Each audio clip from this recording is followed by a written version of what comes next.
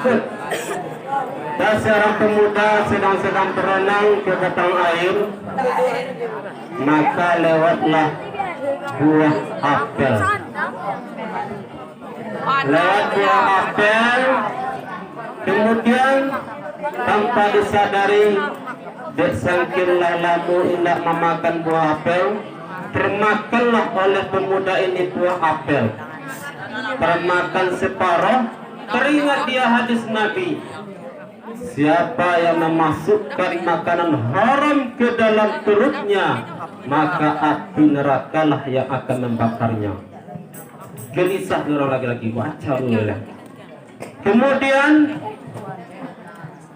dicarinya lah pemilik buah apel ini. Ditelusuri batang air, kemudian ketemulah umpun apel. Kemudian dicari orang punyanya, ternyata orang punya itu sedang menyapu kebunnya, seorang bapak-bapak. Kemudian datanglah pemuda ini kepada bapak tersebut. Pemuda ini berkata, wahai bapak, betulkah umpun apel itu adalah milik bapak? Betul. Banyak. Kemudian bapak, ketika saya tadi berenang, hanyutlah buah apel, termakan oleh saya separuh dan tinggal separuh lagi. Saya ingin, wahai bapak, izinkan separuh lagi, halalkan separuhnya lagi, sudah yang saya bakar tadi. Apa kata bapak? Saya tidak mau. Naam muhedah. Pak, ikhlas kenapa? Nambah. Aku tidak mau memaafkanmu. Aku tidak akan halalkan. Bapak, dia pemuda kau, teringat hadis Nabi. Baca ruwe. Siapa yang memasukkan makanan yang haram ke dalam perutnya, maka api nerakalah yang akan membakarnya. Kemudian bapak, please deh, halalkan apa yang aku makan ini. Baik, mau aku halalkan makanan yang masuk ke dalam perutmu, ada syaratnya. Kamu harus menikahi anak saya. Baik. Akhirnya terkejutnya pemuda kau, menikahi anak bapaknya. Akhirnya berpikirnya, elok yang nasib lagi gini kau. Memakan buah apelnya. Bisa lo nikah dengan apa lagi? Tapi kamu jangan tersenyum bahwa pemuda. Anak saya ini tuli, buta, lumpuh, bisu, hidup pula lagi. Berpikirlah seorang pemuda, tuli, bisu, buta, lumpuh, berarti kayak mentimunmu. Aku dilasuk dia.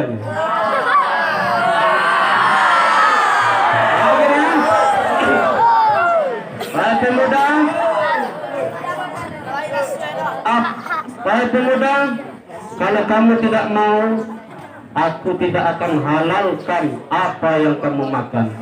Ingat dia balik hadis Nabi, siapa yang memasukkan makanan yang haram ke dalam perutnya, api nerakalah yang akan membakarnya.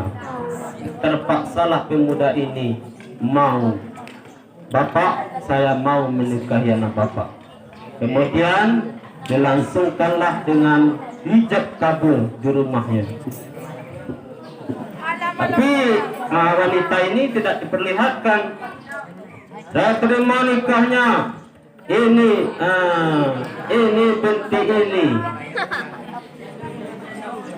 Sianu binti Sianu dibayar dengan apel.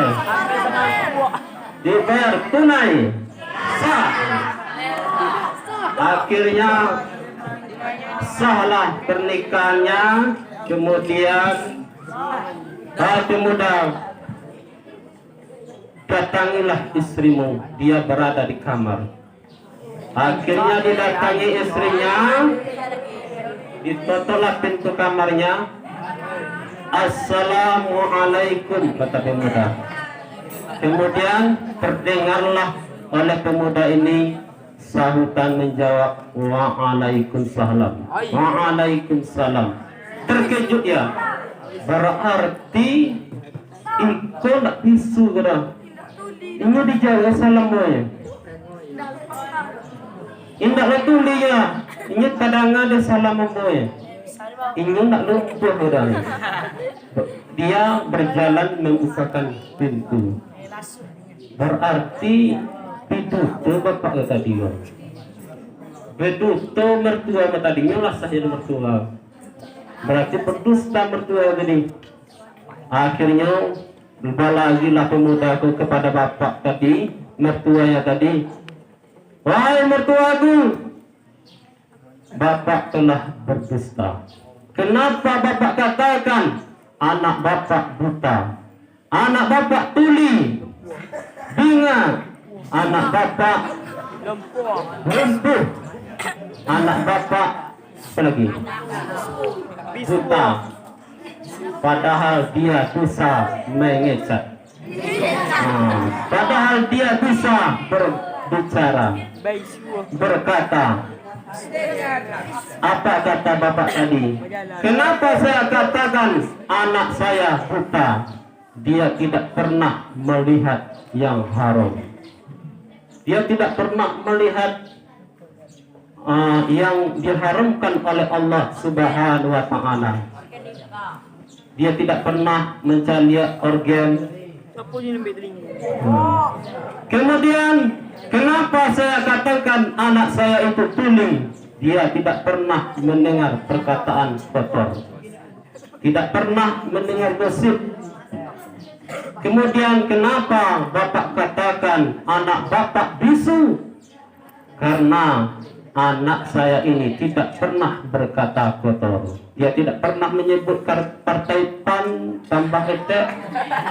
Tidak pernah menyebut an, kali, dan lain-lain. Pokoknya perkataannya zikir kepada Allah Subhanahu wa Ta'ala.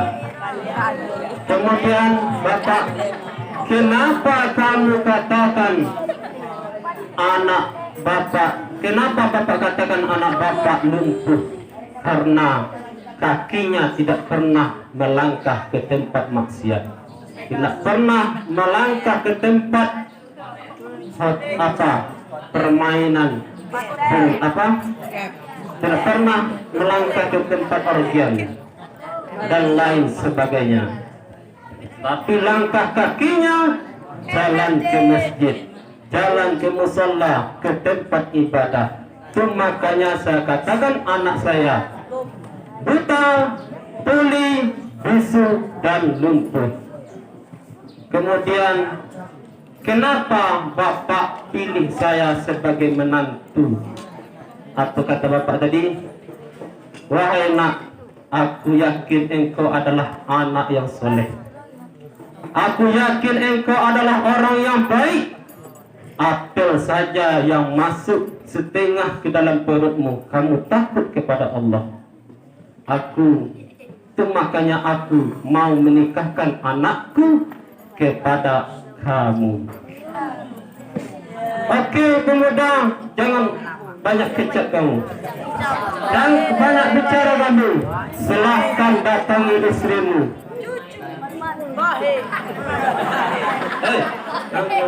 Silakan datangi istrimu.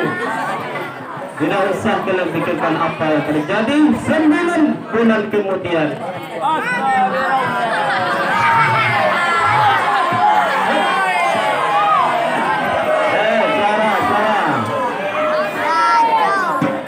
9 bulan kemudian lahirlah seorang anak yang bernama Abu Hanifah, yaitu ada 4 imam mazhab: Imam Maliki, Imam Syafi'i, Imam Maliki, Imam Syafi'i, Imam Maliki, Imam Hambali, Imam Hanafi. Dia termasuk kepada imam yang 4.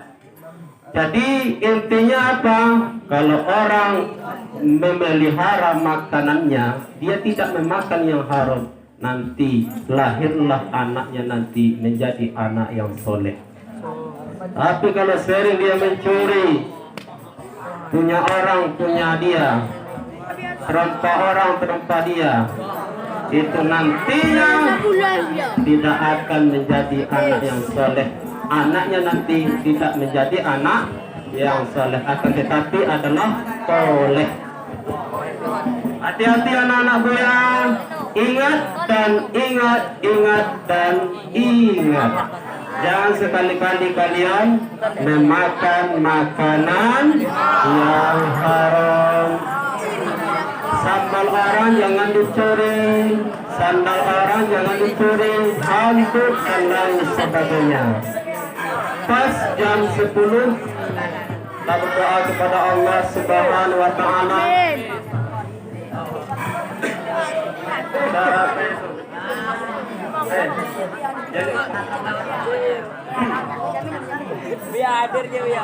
أعوذ بالله من الشيطان الرجيم. بسم الله الرحمن الرحيم. الحمد لله رب العالمين، والصلاة والسلام على أشرف الأنبياء والمرسلين وعلى آله وصحبه أجمعين. اللهم صل وسلم وبارك على سيدنا محمد في الأولين والآخرين.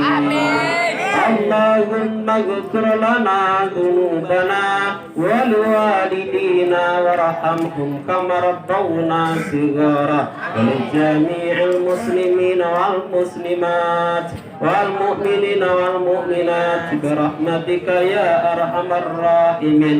اللهم إنا نعوذ بك من البرص والجنون والجزم ومن سيء الأسقام. Ya Allah, ya Rahman, ya Rahim, terimalah salawat dan salam kami kepada Rasulullah Sallallahu Alaihi Wasallam. Ya Allah, mudah-mudahan Rasulullah berkenan memberikan syafaatnya kepada kami, ya Allah. Ya Allah, ya Rahman, ya Rahim, ampunilah dosa kami, ya Allah. Dosa kedua orang tua kami, ya Allah. Dosa para guru-guru kami, ya Allah. Dosa orang yang telah mendahului kami, ya Allah. Dosa orang yang menyayangi kami, ya Allah. Ya Allah, ya Rabbal Alamin, sembuhkanlah yang sakit di antara kami, ya Allah. Sembuhkanlah orang tua mudir, ya Allah. Ya Allah, berikanlah kesehatan kepadanya, ya Allah. Berikan kesehatan kepada kami, ya Allah. Sehatkanlah selalu pimpinan kami, ya Allah. Ya Allah, ya Rahman, ya Rahim, berkahkanlah ilmu para santriku, ya Allah. Ya Allah, ya Rahman, ya Rahim, ya Rabbal Alamin. Rabbana zalamna anfusana wa illam taghfir lana wa tarhamna lanakunanna minal khasirin. Rabbana atina fid dunya hasanatan wa fil akhirati hasanatan wa qina adzabannar. Wa sallallahu ala sayyidina Muhammadin nabiyil ummi wa ala alihi wa sahbihi wa sallam. Subhana rabbika rabbil izzati amma yasifun wa salamun alal mursalin walhamdulillahi rabbil alamin. Astaghfirullahal azim. Allahumma salli ala sayyidina Muhammadin wa ala habibina syafi'ina wa sayyidina